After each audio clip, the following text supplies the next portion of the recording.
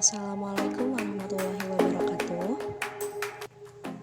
Di sini kelompok kami akan mempresentasikan tentang penentuan kadar air dan susut pengeringan daun nanas yang disusun oleh Eva Widianesi, Nirwana Aulia Putri, dan Rita Khairunisa.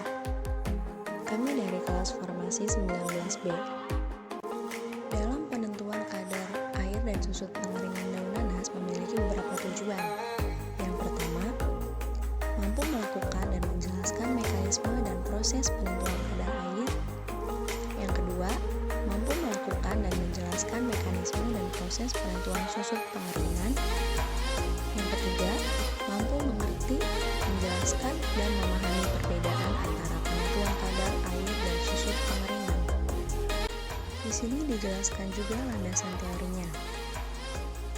Kadar air sederhana harus kurang dari 10% yang menentukan kestabilan kesederhanaan, yang selanjutnya akan digunakan sebagai bahan baku formulasi farmasi. Kadar air sederhana biasanya berisiko tinggi karena bisa dilakukan dan risikonya melebihi 10%. Shrink drying merupakan bagian dari zat yang mudah menguap, termasuk air dan zat mudah menguap lainnya. Selanjutnya akan dijelaskan apa itu pengertian nanas. Nanas atau dalam bahasa Latin yaitu Ananas commusus L. Mer merupakan keluarga Bromeliaceae dengan ciri-ciri berduri di bagian kulit luar dan di atas buah terdapat daun-daun pendek yang tersusun. Saat ini, nanas telah tersebar ke seluruh dunia, salah satunya Indonesia, yaitu menurut Sunarjono 2008. Selain itu, di sini akan dibahas kandungan daun nanas. Komposisi atau kandungan kimia dari serat daun nanas adalah selulosa, lignin, pektin, lemak dan wax, abu dan zat-zat lain, atau protein dan asam organik lainnya. Menurut Hidayat, terdapat 69,5-71,5% selulosa dalam serat daun nanas. Dalam metode penentuan kadar air dibagi menjadi beberapa metode, yaitu yang pertama, metode pengeringan, yang kedua, metode destilasi, yang ketiga, metode kimiawi, yang keempat, metode fisis, dan yang kelima, metode fisikawi. Selanjutnya, apa sih pengertian dari metode-metode tersebut?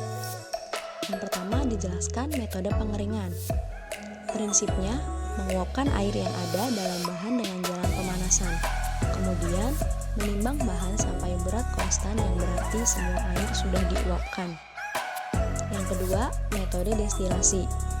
Menguapkan air dengan pembawa cairan kimia yang mempunyai titik didih lebih tinggi daripada air dan tidak dapat bercampur dengan air, serta mempunyai berat jenis lebih rendah daripada air.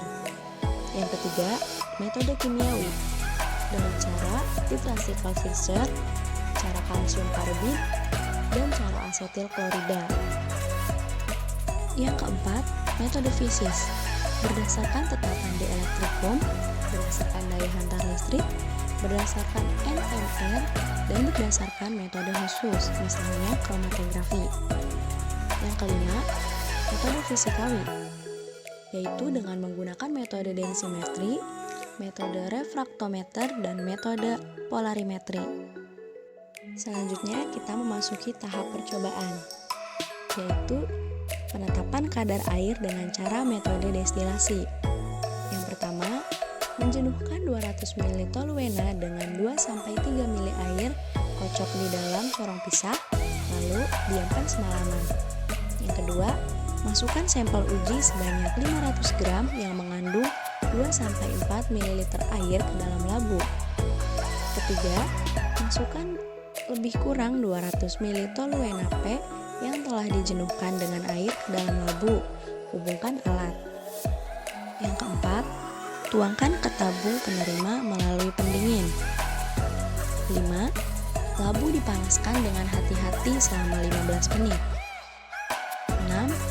Setelah toluena mendidih, penyulingan diatur 2 tetes per detik, lalu 4 tetes per detik. 7. Setelah semua toluena mendidih, pendingin dicuci dengan toluena sambil dibersihkan dengan sikat kecil. Lalu, lanjutkan penyulingan selama 5 menit. 9. Biarkan tabung penerima mendingin sampai temperatur kamar. 10. Setelah lapisan air dan toluena memisah sempurna, volume air dibaca pada tabung penerima. 11. Hitung kadar air dalam persen terhadap berat simplisia semula atau persen V per B. Cara perhitungan kadar air. Rumusnya, cawan kosong ditambah simplisia awal dikurangi cawan awal ditambah simplisia setelah pemanasan dibagi bobot simplisia dikali 100%. Selanjutnya, percobaan yang kedua yaitu penetapan susut pengeringan. Timbang seksama 1-2 gram zat uji dalam bobot timbang yang sebelumnya telah dipanaskan pada 100-105 derajat Celcius selama 30 menit dan telah ditara. Jika zat uji berupa habur besar, gerus dengan cepat hingga ukuran butiran lebih kurang 2 mm dan timbang segera. Ratakan zat dalam botol, timbang dengan menggoyangkan botol hingga merupakan lapisan setebal lebih kurang 5 mm sampai 10 mm. Masukkan ke dalam oven dengan suhu 105 derajat Celcius hingga bobot tetap. Botol harus segera ditutup jika oven dibuka. Masukkan botol ke dalam eksikator atau desikator, biarkan dingin lalu timbang. Masukkan ke dalam oven dengan suhu 105 derajat Celcius selama 1 jam.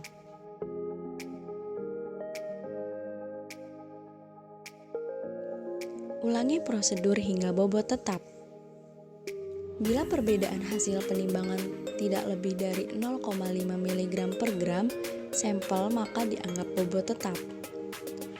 Jika suhu lebur zat lebih rendah dari 105 derajat Celcius, lakukan pengeringan mula-mula pada suhu antara 5 derajat sampai 10 derajat di bawah suhu leburnya selama 1 jam sampai 2 jam.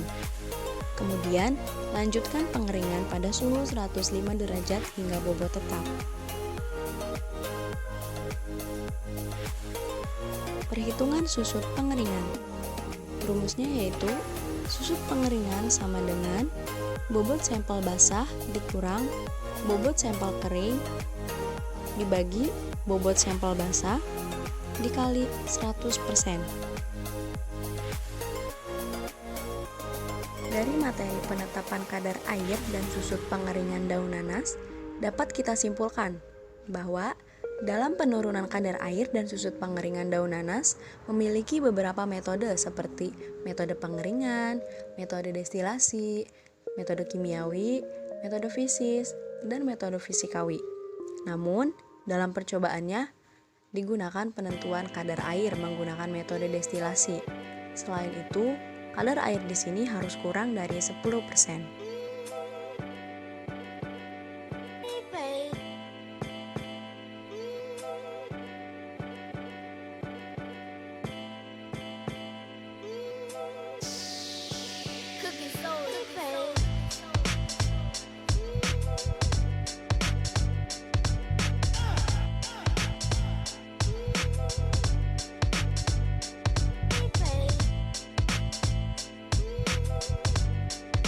Terima kasih telah menonton. Thank you for your attention. Wassalamualaikum warahmatullahi wabarakatuh.